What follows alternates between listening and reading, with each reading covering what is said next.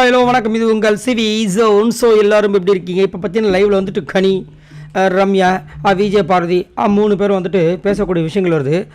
நம்மளுக்கு அழகாக தெரியும் இந்த வளர்ப்பு அப்படின்ற விஷயங்களை யார் வந்து பேச ஆரம்பித்தது. ஃபஸ்ட்டு கமருதீன் கூட இவங்க இருந்தாங்க. கமருதீன் யாருக்காக பேச ஆரம்பித்தார்? விஜய் பார்வதிக்காக.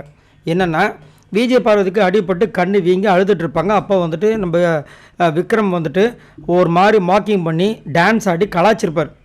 அதுக்கு இவர் சொல்லியிருப்பார், ஒரு பொண்ணு அடிபட்ட டைமில் இந்த மாதிரி பண்ணியிருக்கீங்க, உங்கள் அப்பா அம்மா நல்லா வளர்த்துருக்காங்கன்னு சொன்னீங்களே, இப்போ எங்கே போச்சு அந்த பண்பு? நல்ல பண்பாக வளர்த்துருக்காங்க, இதான் சொல்லியிருப்பார். அப்போ விஜய் பார்வதியை வந்துட்டு அதை சொல்லு அப்படின்ற மாதிரி பேசியிருப்பாங்க. தவிர வளர்ப்பை பற்றி அவங்க எதுவும் சொல்லவே இல்லை. சொன்னது இவர் தான். அவர் போய் சாரி கேட்டார்.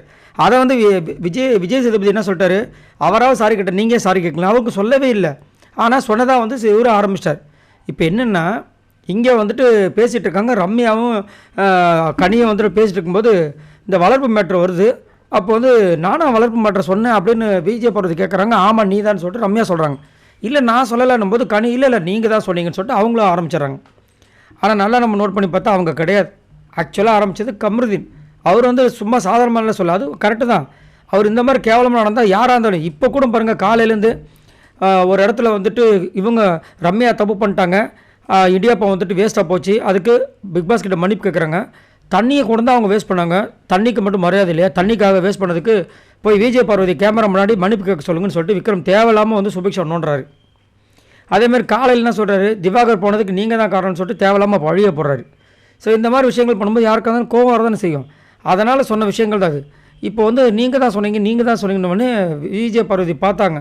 சரி இவங்கக்கிட்ட நம்ம பேசுகிறது வேஸ்ட்டு, ஏன்னா அவங்க முடிவு பண்ணிட்டாங்க நம்ம தான் சொல்லிட்டு கம்முன்னு இருந்துட்டாங்க.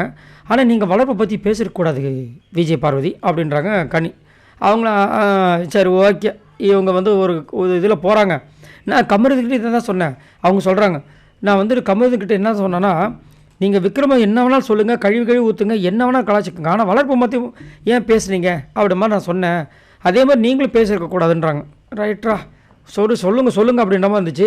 ஆனால் அதை வந்து அந்த கேமராவில் பதிவு பண்ணுறாங்க பாருங்க தப்பாக, இவங்க தான் சொன்னாங்க அப்படின்ட்டு.